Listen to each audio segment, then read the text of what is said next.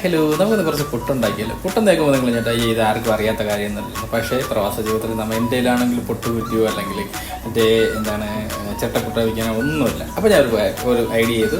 നമ്മുടെ ഡിസ്പോസബിൾ ഗ്ലാസ്സിൽ പേപ്പർ ഗ്ലാസ്സാണ് അന്ന് കട്ട് ചെയ്ത് ലെവൽ ചെയ്ത് നമ്മളെടുത്ത് ഇത് അറിയാമെന്നുള്ളവരുണ്ട്, സ്കിപ്പ് ചെയ്തേക്കുള്ളൂ, അറിയാത്തവർക്ക് മാത്രമാണ്. അപ്പോൾ ഞാനിത് ചെയ്തു. ഞാൻ ആദ്യമായിട്ട് ചെയ്യുകയാണ്.